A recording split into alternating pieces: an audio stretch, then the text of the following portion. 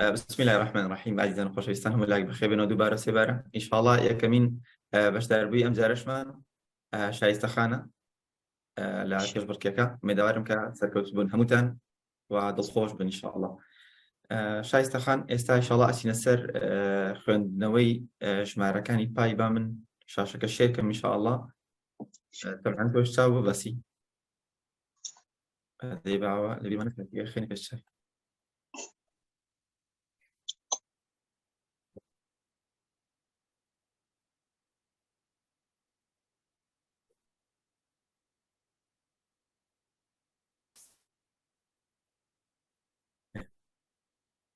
ئەحمەدەی ئەوە چەنە؟ ئەوەی کە ئەو ژمارەکە چەند؟ هیچ دیار نییە. هەر ژمارەی بڵێ چەندە ئەوە؟ 3.14. دەست خۆش ساح ئاسا سرت باش یاڵە بەنای خوای گەورە 3 2 1 دەستکە بە خوێندنی ژمارەکانی پای. 3.14 15 92 65 35 89 79 32 38 36 26 33 38 32 79 50 28 84 19 71 69 69 39 93 75 10 56 10 56 20 20 98 49 49 44 59 23 0 حوت 81 64 06 28 62 08 99 86 28 03 48 25 34 21 17 17 06 79 82 14 80 86 51 32 82 30 66 47 09 38 38 44 60 50 60 60 95 50 58 22 22 31 72 53 72 53 59 40 81 28 48 11 17 45 02 02 84 84 10 28 01 93 85 21 10 21 10 55 59 55 59 64 46 64 46 22 94 89 89 54 93 03 81 96. ماشاءالله الحەمدولێ دەستەکان خۆش بێ زۆر باش بی. بەخوا سەرکەوتووی ماشاءالله زۆر خێراش بووی. عیبی نییە زۆر باشە. زۆر باشە دەستەکان خۆش بێ یاخوا شایستەخان. ئێستا ئینشاءالله ئەچینە سەر پرسیارەکانی تر. ئەویش زانیاریەکانی سوورەتی مولک. زانیاریەکانی سوورەتی مولکم پێ بڵێ ئینشاءالله شایستەخان ئەوەی کە لەبەرتان کردبوو. سورەتی مولک سورەتێکی مەکەییە لە لاپەڕە 562 دەست پێ دەکات بۆ لاپەڕە 564 لە لای چەپەوە دەست پێ دەکات و لە لای چەپەوە کۆتایی دێت لە ڕیزبەندی 67 لە ڕیزبەندی سورەتەکاندا و لە 30 ئاەت پێک دێت. یەکەم ئاەتی بە تەبارەک دەست پێ دەکات کە بە ئاەتی یەکەم دەست پێ دەکات و بە ئاەتی دوانزەیم لاپەڕە 562 کۆتایی دێت کە بە تەبارەک الذی بیەدیه الملک وهو علی کل شیء قدیر دەست پێ دەکات. ئاەتی کۆتاییشی إن الذين يخشون ربهم بالغيب لهم مغفرة وأجر كبير. وآياتي ناوراستي شيكات آياتي الششم كدلت وللذين كفروا بربهم عذاب جهنم وبئس المصير. آيات ولا بري دوهمي كدكات لا بر بيانصو شخص دوسي بآياتي سيانزة تسبيكات أو لا بر بقشتي شوارد آياتي تدايا كبا آياتي سيانزين تسبيكات وبآياتي بستوشش كتاي ديت آياتي سيانزين. أعوذ بالله من الشيطان الرجيم. وأسروا قولكم أو اجهروا به إنه عليم بذات الصدور. دەست پێ دەکات و ئاەتی 26 کۆتایی دێت کە دەفەرمێت قل إنما العلم عند الله وإنما أنا نذير مبين. آياتي ناوراستيشي آياتي نوزبية أولم يروا إلى الطير فوقهم صافات ويقبض ما يمسكهن إلا الرحمن إنه عليم إنه بكل شيء بصير. دەست پێ دەکات و ئاەتی لاپەڕی کۆتاییشی کە چوار ئاەتی تێدایە دەکەوێتە لاپەڕە 564 بە ئاەتی 27 دەست پێ دەکات کە دەفەرمێت فلما رأوه زلفة سيئت وجوه الذين كفروا وقيل هذا الذي كنتم به تدعون. آتي وتاشي آتي سيا كذا فرمت قل إنما العلم عند الله وإنما أنا نذير عفوا قل أرأيت إن أصبح ماءكم غورا فمن يأتيكم بماء معين. وكتاي ديت لبيش يو سورة التحريم ديت ولا دوش يو سورة القلم ديت سورة الملك.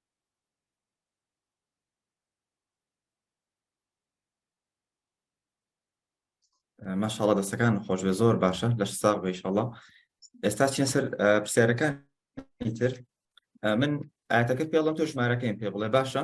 من ئاەتەکە پێڵم تۆ ژمارەکەیم پێ بڵێ.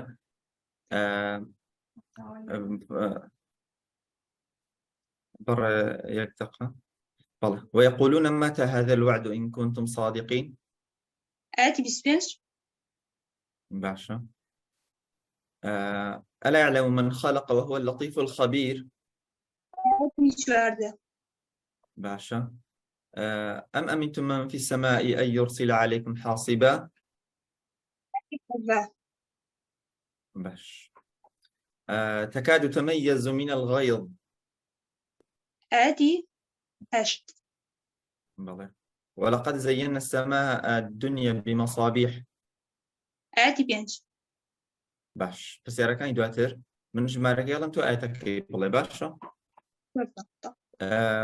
22.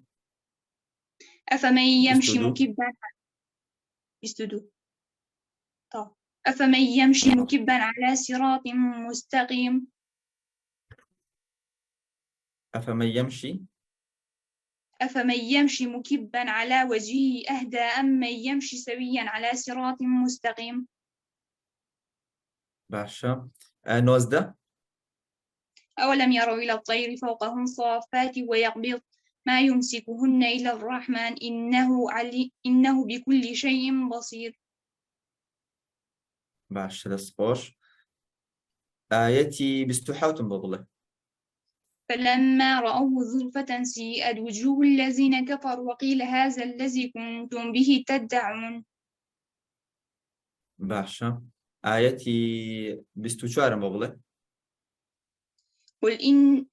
قل هو الذي ذرأكم في الأرض وإليه تحشرون. ئافرین دەستەکان خۆش پێخوا. ئێستا چینە سەر پرسیارەکانی تر. ئەم پرسیارانە تر وشە واتایە باشە. من چەند شەواتایەکە لێ پرسم عەرەبیەکەی مت تۆ کوردیەکەی بڵێ ئەگەر کوردیەکەی مت تۆ عەرەبیەکەی بڵێ باشە. طیباقە هەندێکیان لەسەر هەندێکیانن. هەندێکیان لەسەر هەندێکیان. باش. ئەعتەدنا ئامادەمان کردوون. حەسیر ماندوو لاواز بەهۆی زۆر بەدواداچوونەوە. ئافرم. تیاچوون و فەوتان. فسحقا. ئافرم. ئەو باڕەشەی وردەزیخی لەگەڵ خۆی هەڵگرتووە. دووبارەکەی تو عەفوان. ئەو باڕەشەی وردەزیخی لەگەڵ خۆی هەڵگرتووە. حاسبا. ئافرم. باش. ئێستا ئەچین سەر تەفسیر. من ئاەتەکەم پێوتی تۆ تەفسیرەکەم پێ بڵێ یان ئەگەر تەفسیرەکەم تۆ ئاەتەکەم بۆ بخوێنەوە باشە. ناکرێ ژمارەکەی بەس بڵێت هەر ژمارەی ئاەتەکە بڵێ خۆم تەفسیرەکەی دەڵێ. ینی ژمارەی ئاەتەکە بڵێم ژمارەکەی پێڵم ئاەتەکەیش بێڵ تۆ تەفسیرەکەیم پێ بڵێ. جیازێکی وای ناوێت دێش. باشە ئیسراحەتی خۆ. تەفسیری يعني معناكي تفسيركي آتي بستوياكم في بڵێ أمن هذا الذي يرزقكم إن أمسك رزقه.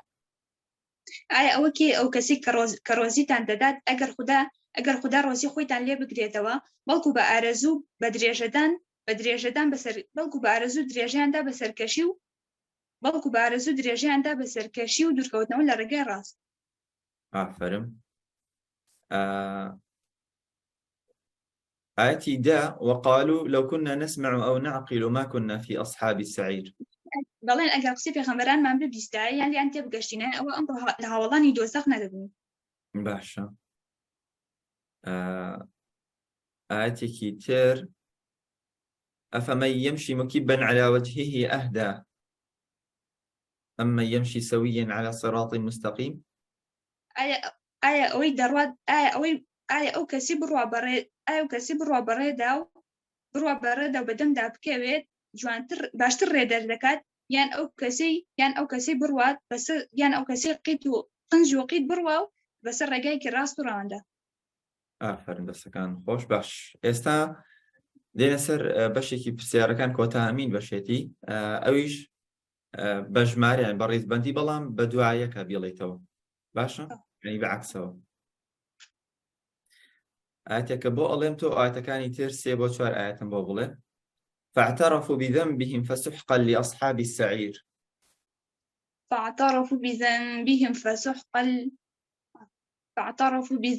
فسحقا لأصحاب السعير وقالوا لو كنا نسمع أو نعقل. والله آياتي بيش أو دبو باشا أو بيلا شكا قرآن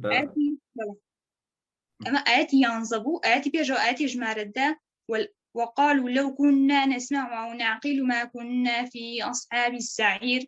آياتي جمارة قالوا بلى قد جاءنا نذير فكذبنا وقلنا ما نزل الله من شيء إن أنتم إلا في ضلال كبير.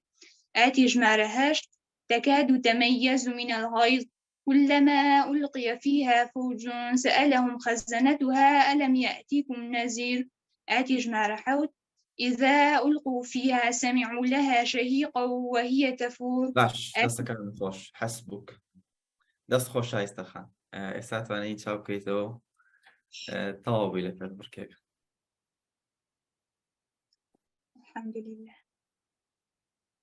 الحەمدوللا سەرکەوتوبی ئینشاءڵڵا. پەشوەکەی نەکستێسێ لەسەر بوو ماشاءڵڵا هەر بژی دەستەکان خۆش بێت الحەمدوللا زۆر باش بی پیرۆزبایی لێکەن ئینشاءڵڵا بە ناوی هەموو هاوڕێیانیشتەوە لێخوا سەرکەوتوبی. ئەزمونێکی چۆن بوو تا ئێستا ئەمە تاقی کردوتەوە یان ئەم لەبەرکردنە چۆنە بە ژمارە ئايات بەم تەفاسی لە وردەکاریانە ئەو ژمارە سوەرانە لەبەرکەی چی هەستێکی بە تۆ بوو یان چی ئەزمونێک لەگەڵا بردەسەر؟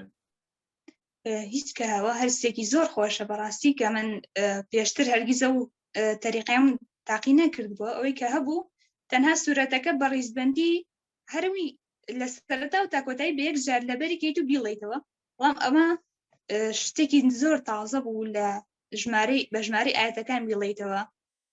لەبەرکردنی ژمارەکانیش هەر بە ڕاستی معجیزە بابوو بۆ من چکە من پێشتر کە دەچوم بۆ مەکتەب هەداو ئەو کاتێکشی کە مامۆستا هەڵیەستاندم بۆ ژمارەیەکی 4 دانە یعنی ساڵی لەدایکبوونی شاعیرێک بوو ئەترسام لەوەی کە لە بیرم بچێتەوە یان زۆر جار یان ساڵێکم لە تەمەنی شاعیرەکە کەم ئەکردەوە یان زیامەکەی ئیلا هەر بەڕانکاریەکە بوو. بەڵام ئێستا کە تۆ 200 ژمارە بە دوایەکە لەبەرکەی بەڕاستیەوە باوەڕ پێ نەکراوە ئەمەش بەهۆی ئەو ڕێنمایانەی کە لە یادگەکە وەرمانگرتووە تەکنیکەکان هەمووی بە تەواوەتی جێگای خۆی گرتووە زۆر کاریگەریش بووم بۆ ئەم کارە. سپاس بەخوای گەورە. تۆ لە بەشی ئامادەیش بووی لە چالاکردنەوە وایە؟ ئەم لەبەرکردن و ئەم جۆرە بۆ بەبیر هاتنەوە بۆ لەبەرکردنی وانەکان بۆ فێربوون چۆنە؟ چارەسەری لە بیرچوونەوە ئەکات؟ بێگومان زۆر یعنی ئەگەر ئێمە سەرەتای ساڵ بابەتێکمان بخوێندایە بۆ تاقیکردنەوەی نیوەی ساڵ ئەسڵان بیرت نە ئەمە بۆیە 2-3 ڕۆژدا بنیشیتایەتەوە یان لەلای تەلەبێک دووبارە بابەتەکە دووبارە کردایەتەوە یان چیتای بەلای مامۆستایەک دووبارە بابەتەکەی بۆ دووبارە کردایەتەوە. بەڵام ئێستا ئەو شتێک کە لە یەکەم ڕۆژ لە خولەکە لەبەرت کردووە ئێستا بیرت ماوە یعنی شتێک نییە بەناوی لە بیرچوونەوەتیایە. زۆر جوانە سپاس بەخوای گەورە ئومێدوارین سەرکەوتوو بی ئینشاءڵڵا. ئەمەی کە ئێستا تۆ لەبەری کرد بەم شێوە ئەمە شتێکە معجیزەیە خوای گەورە پێی داوی لە شەوێکە لە خەوێکە پێیان بەخشی یان ڕاهێنانێکە ئەکرێت کەسێکی تر بە ڕاهێنان بەدەستی بێنە و ڕێگایەکە بیزانیت؟ هیچ کەمە یەکەم جار فەزلی خوایە دوای ئەوە ڕاهێنانەکانی یادگە بەڕاستی ئاوات ئەکادیمی زۆر یعنی باوەڕ بە قسەت شتەکەت دەرنابڕێ شتێکە زۆر تایبەتە پرۆگرامێکی زۆر نایاب بۆ هەمووانەکانی خوێندن هەم بۆ لە ئەوانەی کە ئەیانەوەی لە بەرکاری قورئان بکەن حافظ قورئان زۆر شتێکی تایبەتە. ئەمەش بە ڕاهێنانێکی زۆر بێگومان ڕاهێنان نەکەی هەرگیز پێی ناگەی هەرگیز ئاستە پێش ناکەوێت. یاخوا سەرکەوتوو بی ئومێدەوارین هەموو هاوڕێیانش سەرکەوتوو بن ئینشاءالله. دەستەکان خۆش بە شایستەخان، خۆشحاڵ بین سپاس. لەگەڵمانەوەی. زۆر سپاس، دەست خۆش مامۆستاگەل. با لەگەڵ بێ سەرکەوتوو بی ئینشاءالله، خۆشحاڵ بین. با لەگەڵ بێ یاخوا.